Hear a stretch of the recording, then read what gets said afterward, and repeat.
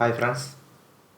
So ഈ ഒരു chapter എട്ടാമത്തെ ചാപ്റ്ററാണ്. 6ാം ക്ലാസ്സിൽ തന്നെ സോഷ്യൽ സയൻസിൻ്റെ 8ാമത്തെ ചാപ്റ്ററാണിത്. മധ്യകാല ലോകം. നമ്മൾ ഓൾറെഡി മധ്യകാല ഇന്ത്യ ഏകദേശം കുറേ ഫാക്റ്റുകൾ നമ്മൾ പഠിച്ചു കഴിഞ്ഞതാണ്.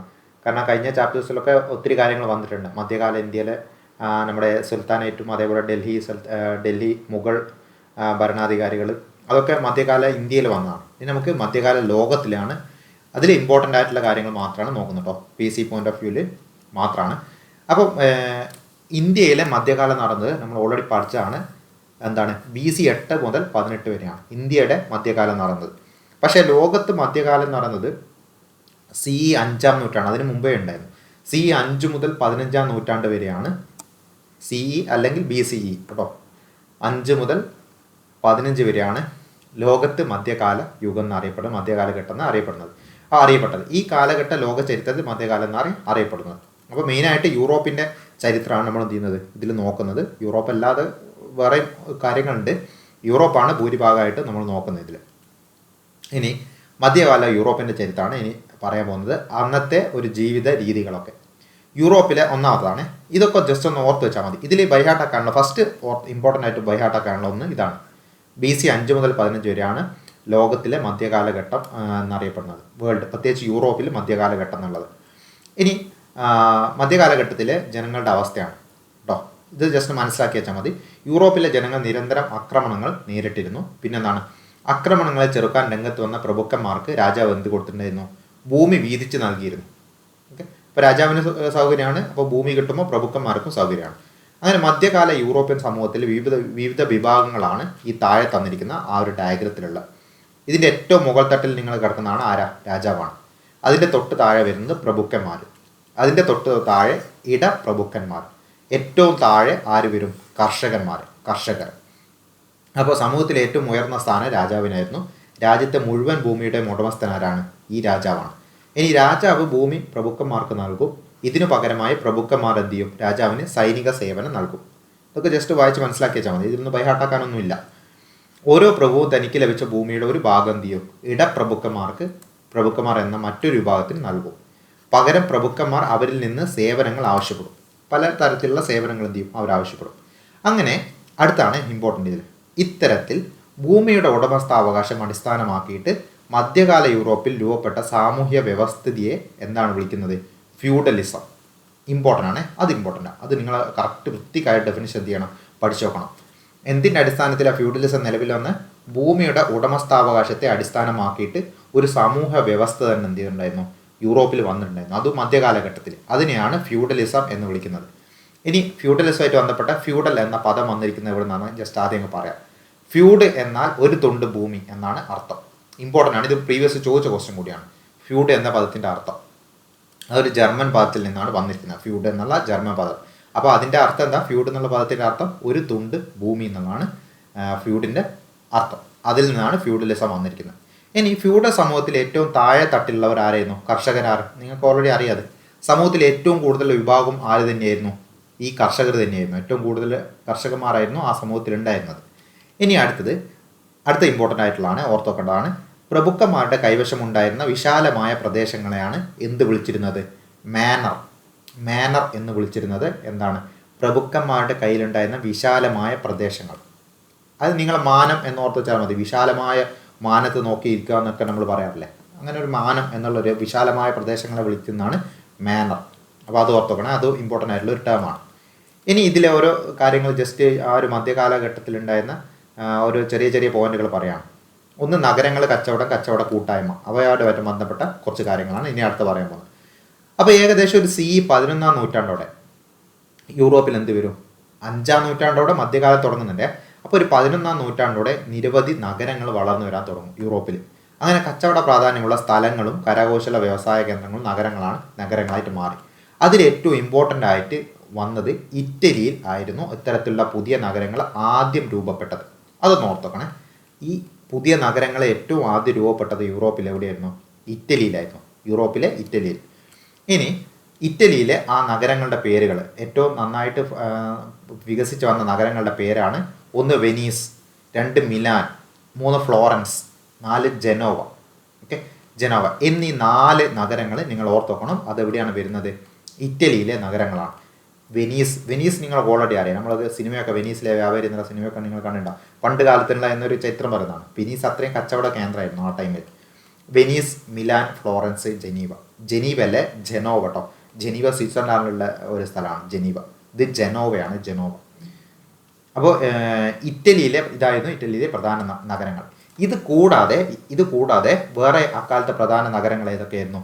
ന്യൂറംബർഗ് എന്നറിയപ്പെട്ട ജർമ്മനിയുടെ മുമ്പത്തെ പേരായിരുന്നു ന്യൂറംബർഗ്. പിന്നെ തുർക്കിയുടെ ആ ടൈമിൽ അറിയപ്പെടുന്ന പേരായിരുന്നു കോൺസ്റ്റാന്റിനോപ്പിൾ കേട്ടോ. കോൺസ്റ്റാന്റിനോപ്പിൾ എന്നറിയപ്പെട്ടത് തുർക്കിയായിരുന്നു. അതേപോലെ ന്യൂറംബർഗ് എന്നറിയപ്പെട്ടത് ജർമ്മനിയായിരുന്നു. അത് ഇമ്പോർട്ടൻ്റ് ആണ്, നല്ല ഇമ്പോർട്ടൻ്റ് ആട്ടോ. അതായത് അതിൻ്റെ പഴയ കാല പേര്. മധ്യകാലഘട്ടത്തിൽ ന്യൂറംബർഗ് എന്നറിയപ്പെട്ടത് ഏത് രാജ്യമാണെന്ന് ചോദിക്കാറുണ്ട്. അങ്ങനെ ചോദിച്ചിട്ടുണ്ട് മുമ്പ്. കോൺസ്റ്റാന്റിനോപ്പിൾ ചോദിച്ചിട്ടുണ്ടായിരുന്നു തുർക്കി. അപ്പോൾ ന്യൂറംബർഗ് ജർമ്മനിയാണെന്ന് എന്ത് ചെയ്യുക, ഓർത്തുവെക്കുക. ഇവയും അക്കാലത്തെ പ്രധാന നഗരങ്ങളിൽ പെട്ടതാണ്. ഇനി അടുത്തത്, മധ്യകാലഘട്ടത്തിൽ ഉയർന്നു വന്ന മിക്ക നഗരങ്ങൾക്കും സ്വന്തമായിട്ട് എന്തുണ്ടായിരുന്നു? ഭരണ സംവിധാനം ഉണ്ടായിരുന്നു. അപ്പോൾ ഓരോ നഗരവും വലിയ ചുറ്റുമതിലുകളാൽ സംരക്ഷിക്കപ്പെട്ടാണ് ഇരുന്നത്. അതേപോലെ ശുചീകരണ കാര്യത്തിൽ വളരെ പിന്നോക്കമായിരുന്നതിനാൽ ഇത്തരം നഗരങ്ങൾ പ്ലേഗ് പോലുള്ള രോഗങ്ങൾ എന്ത് ചെയ്യുന്നത്? ഈ നഗരത്തിൽ പിടിപെട്ടിട്ടുണ്ടായിരുന്നു കേട്ടോ. അത് ഓർത്തോക്കണേ. അതായത് ശുചീകരണ കാര്യത്തിൽ വളരെ പിന്നോക്കമായിരുന്നു ഇവർ. അപ്പോൾ പ്ലേഗൊക്കെ യൂറോപ്പിൽ ആ ടൈമിൽ കോമൺ ആയിട്ട് സ്ഥിര പ്ലേഗായിരുന്നു. ഒത്തിരി ലക്ഷക്കണക്കിന് ആളുകൾ എന്ത് ചെയ്യുന്നത്? പ്ലേഗ് കാരണം മധ്യകാലഘട്ടത്തിൽ മരിച്ചു പോയിട്ടുണ്ട്. ഇനി ഇവിടെ ഓർത്തോക്കണ്ട ഒരു ബോക്സിലുള്ളൊരു ഇതുണ്ട്. അതായത് ബൊക്കാച്ചിയോ എന്നുള്ള കഥകൾ എഴുതിയിരിക്കുന്നത് ദക്കാമറൻ ആണ്. മനസ്സിലല്ലേ? ഓക്കെ, ബൊക്കാച്ചിയോ എഴുതിയിരിക്കുന്നത് ദക്കാമറൻ. ഓർമ്മിക്കണേ, ഇമ്പോർട്ടൻ്റ് ആണ് ബൊക്കാച്ചിയോ എഴുതിയിരിക്കുന്നത്. അതൊന്ന് വായിച്ചു നോക്കണമെന്നില്ല, അന്ന് അത്ര ഇമ്പോർട്ടൻ്റ് ഒന്നല്ല. ബൊക്കാച്ചിയോ എഴുതിയത് ദക്കാമറൻ കാണാം, അത് ഇമ്പോർട്ടൻ്റ് ആണ്. മനസ്സിലായില്ലേ?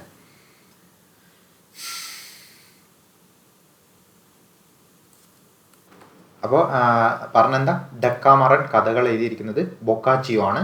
അത് ഓർത്തപ്പെട്ടോ. ബൊക്കാച്ചിയോ ആണ് ഓദറുടെ പേര്, ബൊക്കാച്ചിയോ ആണ്. ഞാൻ മാറി പറഞ്ഞിട്ടുള്ളവരൊക്കെ ഡൗട്ട് ഉണ്ട്. ബൊക്കാച്ചിയോ ദക്കാമറൻ കഥകൾ എഴുതിയിരിക്കുന്നത് ആരാണ്? ബൊക്കാച്ചിയോ. ദക്കാമറൻ കഥകൾ അന്ന് ആ ടൈമിലെ ഫേമസ് ആയിട്ടുള്ള കഥകളാണ്. ഇനി പ്ലേഗിനെ വിളിച്ചിരുന്ന ഒരു പേരുണ്ട്, കറുത്ത മരണം എന്നായിരുന്നു അവർ വിളിച്ചിരുന്നത്. Plague, black death. അത് ഓർത്തുക്കണേ. കറുത്ത മരണം എന്നറിയപ്പെടുന്ന അസുഖം ഏതാണെന്ന് ചോദിക്കാറുണ്ട്. പ്ലേഗാണ്, കറുത്ത മരണം. അപ്പോൾ അങ്ങനെ യൂറോപ്പിൽ അതൊക്കെ ഉണ്ടായിരുന്നു. പിന്നെ യൂറോപ്പിൽ പുതുതായി വളർന്നു വന്ന നഗരങ്ങൾ കരകൗശല വ്യവസായത്തിൻ്റെയും അതേപോലെ കച്ചവടത്തിൻ്റെയും കേന്ദ്രങ്ങളായിരുന്നു. ഇനി അടുത്ത ഇതിലെ ഇമ്പോർട്ടൻ്റ് ആയിട്ട് വരുന്ന ഒരു പോയിന്റാണ് ഏത്? ഈ നഗരങ്ങളിലെ കച്ചവടക്കാർ ഗിൽഡുകൾ എന്നറിയപ്പെടുന്ന കൂട്ടായ്മകൾ രൂപീകരിച്ചു. അതായത് ഇന്ന് കച്ചവടക്കാരെല്ലാം കൂടി നോർമലി അസോസിയേഷൻ ഒക്കെ ഉണ്ടാവില്ലേ, NGOs, അങ്ങനെ നിങ്ങൾ ഓരോന്ന് ഇത് കാണാം, ഓരോന്നിൻ്റെ അസോസിയേഷൻസ് ഒക്കെ കച്ചവടക്കാരുടെയൊക്കെ. അതേപോലെ അന്നുണ്ടായിരുന്ന അവരുടെ അസോസിയേഷനുകളെ പകരം വിളിക്കുന്നതാണ് ഗിൽഡുകൾ. അവരുടെ ഒരു കൂട്ടായ്മ അറിയപ്പെട്ടതാണ് ഈ ഗിൽഡുകൾ. അങ്ങനെ കച്ചവടക്കാർ മാത്രമല്ല, കച്ചവടക്കാർക്ക് പുറമെ ഇരുമ്പ് പണിക്കാർ, സ്വർണ്ണപ്പണിക്കാർക്ക് അവരുടെ ഗിൽഡ് ഉണ്ടാവും. തുകൽപ്പണിക്കാർക്ക്, മരപ്പണിക്കാർ, ഇവർക്കൊക്കെ എന്തുണ്ടായിരുന്നു? അവരുടേതായ ഗിൽഡുകൾ ഉണ്ടായിരുന്നു. അങ്ങനെ വിവിധ തരം ഉൽപ്പന്നങ്ങളുടെ വിലയും ഗുണനിലവാരവും തൊഴിലാളികളുടെ ജോലി സമയവും ഒക്കെ നിശ്ചയിച്ചത് ആരാണ്? ഈ ഗിൽഡുകളായിരുന്നു നിശ്ചയിച്ചിരുന്നത്. നമ്മൾ നോർമലി ഇന്നത്തെ അസോസിയേഷൻ്റെ അതേ ഒരു പകർപ്പാണ് അന്നത്തെ ഗിൽഡുകൾ എന്ന് പറയുന്നത്. ഇനി അടുത്ത യൂറോപ്പിൽ ഉണ്ടായിരുന്ന വിജ്ഞാന കല മധ്യകാല യൂറോപ്പിൽ. ഇതിൽ ഇമ്പോർട്ടൻ്റ് ആയിട്ടുള്ള കുറച്ച് കാര്യങ്ങൾ വരുന്നുണ്ട്. മധ്യകാല യൂറോപ്പിൽ നിരവധി സർവകലാശാലകൾ ഉണ്ടായിരുന്നു. അപ്പോൾ ഇനി ഈ സർവകലാശാലകൾ പഠിക്കണേ. സർവകലാശാലകൾ ഇമ്പോർട്ടൻ്റ് ആണ്. യൂണിവേഴ്സിറ്റീസ്. ഇറ്റലിയിൽ നിലനിന്നിരുന്ന 2 യൂണിവേഴ്സിറ്റിയാണ് പാവിയയും അതേപോലെ പാദുവയും. പാദുവ. സ്പെയിനിൽ നിലനിന്നിരുന്ന 2 യൂണിവേഴ്സിറ്റിയാണ് പാർമ കൊർദോവ. ഫ്രാൻസിൽ നിലനിന്നിരുന്നതാണ് പാരീസ്, ടുലോസ്. അത് ഏകദേശം നിങ്ങൾക്ക് കിട്ടും. പാരീസ് ഫ്രാൻസിലാണെന്നുള്ളത് അറിയാമെന്നുള്ള. ടുലോസും കിട്ടും. ഇംഗ്ലണ്ടിലോ നിങ്ങൾക്ക് കിട്ടും ഓക്സ്ഫോർഡും കോംബ്രിഡ്ജും. ആ 2 ഇംഗ്ലണ്ടിലെ സർവകലാശാലകളാണ്. അപ്പോൾ മറ്റുള്ളവർക്ക് പഠിച്ചു നോക്കണേ. ഇറ്റലിയും അതേപോലെ സ്പെയിനും നിർബന്ധമായിട്ട് ഓർത്തുക്കും. ഇനി ആ ടൈമിലുണ്ടായിരുന്ന നിങ്ങൾ ബിൽഡിങ്ങുകൾ നോക്കിയാൽ ആ ബിൽഡിങ് 2 ശൈലിയായിരുന്നു അവർ ബിൽഡിങ് നിർമ്മിക്കാൻ വേണ്ടി ഉപയോഗിച്ചത്. ഈ ആദ്യത്തെ പിക്ചറിൽ കണ്ടോ, ഇതിനെ റോമനസ്ക് ശൈലി എന്ന് പറയാം. റോമനസ്ക് ശൈലി. രണ്ടാമത്തേനെ ഗോതിക് ശൈലി എന്ന് പറയാം. ഓക്കെ, അപ്പോൾ രണ്ടും തമ്മിലുള്ള വ്യത്യാസം എന്താണെന്ന് പറഞ്ഞുതരാം. കമാനങ്ങളും വിശാലമായ മുറികളും അക്കാലത്ത് നിർമ്മിച്ച പള്ളികളുടെ പ്രത്യേകതകളാണ്. ഇങ്ങനെയുള്ള ശൈലി റോമനസ്ക് ശൈലി എന്നാണ് ഈ നിർമ്മാണ രീതി അറിയപ്പെട്ടത്. അതായത് എങ്ങനെ കമാനങ്ങളും വിശാല മുറികളുള്ള ശൈലിയാണിത്, റോമനസ്ക് ശൈലി. ഇനി വേറൊരു ശൈലിയാണ് ഗോതിക്. ഞാൻ ഇപ്പോൾ പറഞ്ഞു. കൂർത്ത ഗോപുരങ്ങൾ ഉള്ള ഒരു ശൈലിയാണ് ഇത്. ഇതാ നിങ്ങൾക്കിവിടെ കൂർത്ത ഗോപുരങ്ങൾ കാണാം, അതാണ് ഗോതിക് ശൈലി. കൂർത്ത ഗോപുരങ്ങൾ ഉള്ള ശൈലിയാണ് ഗോതിക് ശൈലി. ഗോതിക് ശൈലി നമ്മൾ ഓൾറെഡി മുമ്പ് പറഞ്ഞിട്ടുണ്ട് എപ്പോഴേക്കും അല്ലേ, പോർച്ചുഗീസുകാരുടെ കൊണ്ടുവന്നെന്നൊക്കെ പറഞ്ഞിട്ട് ഒരു സമയത്ത് പറഞ്ഞിട്ടുണ്ട്, ഏതോ ചാപ്റ്ററിൽ വന്നിട്ടത്. ഇനി അച്ചടി യന്ത്രം, വെടിമരുന്ന് എന്നിവ ചൈനക്കാരുടെ കണ്ടുപിടുത്തമാണ്. ഇമ്പോർട്ടൻ്റ് ആണ്. അച്ചടി യന്ത്രം കണ്ടുപിടിച്ചത് ആദ്യമായിട്ട്, വെടിമരുന്ന് ആദ്യമായിട്ട് കണ്ടുപിടിച്ചത്. അടുത്തത് വടക്ക് നോക്കി യന്ത്രം ആദ്യമായി കണ്ടുപിടിച്ചത് ചൈനക്കാരാണ്, അവരുടെ കണ്ടുപിടുത്തം. ഇനി അടുത്ത ഒരു ഇമ്പോർട്ടൻ്റ് ആണ്, പഗോഡകൾ എന്നറിയപ്പെടുന്ന ബുദ്ധ ദേവാലയങ്ങൾ അവരുടെ നിർമ്മാണ വൈഭവത്തിന് തെളിവാണ്. ഇത് ചൈനക്കാരുടെ ഒരു പ്രത്യേകത കേട്ടോ, ചൈനീസ് പഗോഡ കണ്ടു നിങ്ങൾ. ഈ ബുദ്ധ ദേവാലയങ്ങളുടെ നിർമ്മാണമാണിത്. ബുദ്ധ ദേവാലയങ്ങളാണ് പഗോഡാസ് എന്നറിയപ്പെട്ടത്, ബുദ്ധ ദേവാലയങ്ങൾ. അപ്പോൾ അത് ചൈനക്കാരായിരുന്നു ആ ഒരു നിർമ്മാണത്തിൽ മുൻകൈ എടുത്തത്. അപ്പോൾ ഇത് മെയിനായിട്ട് ചൈനക്കാരെ പറ്റിയാണ് കേട്ടോ ഈ ഫുള്ള് പറയുന്നത്. ഇനി അടുത്തത് അറബികളെ പറ്റിയാണ്, അറബിയുമായിട്ട് ബന്ധപ്പെട്ട. അറബികളിൽ കുറേ സംഭാവന ചെയ്തിട്ടുണ്ട് മധ്യകാലത്തിൽ. അറേബ്യൻ നാടുകളിലെ അറബികൾ, അതിൽ അൽ റാസി, ഇബ്നു സീന എന്നിവർ വൈദ്യശാസ്ത്ര രംഗത്തെ പ്രതിഭകളായിരുന്നു. അപ്പോൾ മെഡിക്കൽ രംഗത്തുള്ള രണ്ടുപേരായിരുന്നു ഏത്, അൽ റാസിയും അതേപോലെ ഇബ്നു സീന. ഇവരുടെ ബുക്ക് വരുന്നുണ്ട് കേട്ടോ പഠിക്കാൻ, ഞാൻ പറഞ്ഞുതരാം. ഇനി അൽ റാസി അവിടെ തന്നെ വന്നിട്ടുണ്ട്. അൽ റാസി രചിച്ച വൈദ്യശാസ്ത്ര ഗ്രന്ഥമാണ് കിതാബുൽ ഹവെ. എന്ത് ഗ്രന്ഥമാണ്? വൈദ്യശാസ്ത്രമാണ്, മെഡിക്കൽ ബുക്കാണ്. അതേപോലെ അൽ റാസിയാണ് രചിച്ചത്, അത് ഓർത്തുക്കണം. ഇനി ഇബ്നു സീന രചിച്ച പുസ്തകമാണ് അൽ ഖാനൂൻ. ഇതൊക്കെ ഇമ്പോർട്ടൻ്റ് ആട്ടാ, ഇതൊക്കെ വെരി ഫേമസ് ബുക്കാണ്, ഇമ്പോർട്ടൻ്റ് ആണ്, ചോദിച്ചിട്ടുണ്ട് മുമ്പ്. ഇനി അടുത്ത ഉമർ ഖയ്യാം രചിച്ച റുബയ്യാത്ത്. ഉമർ ഖയ്യാമിൻ്റെ ബുക്കാണ് റുബയ്യാത്ത്. ഫിർദൗസിയുടെ ബുക്കാണ് ഷാഹ്നാമ. അതൊക്കെ ആ സമയത്തുണ്ടായിരുന്നു. പിന്നെ 1001 രാവുകൾ, അറബികളുടെ മറ്റൊരു സാഹിത്യ സംഭാവനയാണ് ഇത്, ഈ 1001 രാവുകൾ. ഇനി പുരാതന ഇന്ത്യ ശാസ്ത്ര സാങ്കേതിക രംഗങ്ങളിൽ കൈവരിച്ച പല നേട്ടങ്ങളും അറബികൾ മനസ്സിലാക്കിയിട്ട് എന്ത് ചെയ്തിട്ടുണ്ടായിരുന്നു, അത് യൂറോപ്പിലേക്ക് എത്തിയിട്ടുണ്ടായിരുന്നു. അതിനൊരു എക്സാമ്പിളായിരുന്നു ഇന്ത്യയാണ് പൂജ്യം കണ്ടുപിടിച്ചത് അല്ലേ. പൂജ്യം ഇന്ത്യക്കാരുടെ സംഭാവനയാണ്. അതേപോലെ ദശാംശ സമ്പ്രദായം, ഡെസിമൽ സിസ്റ്റം എന്ന് പറയുന്നത് ഇന്ത്യക്കാരുടെ സംഭാവനയാണ്. അപ്പോൾ ഇതൊക്കെ യൂറോപ്പിലേക്ക് എത്തുന്നത് അറബികൾ വഴിയാണ്. ഇന്ത്യയിൽ നിന്ന് അവർക്ക് ഐഡിയ കിട്ടിയിട്ട് അറബികൾ വഴിയാണ് എന്ത് ചെയ്യുന്നത്, യൂറോപ്പിലേക്ക് എത്തുന്നത്. ഇത്രയാണ് ഈ ചാപ്റ്ററിലുള്ളത്.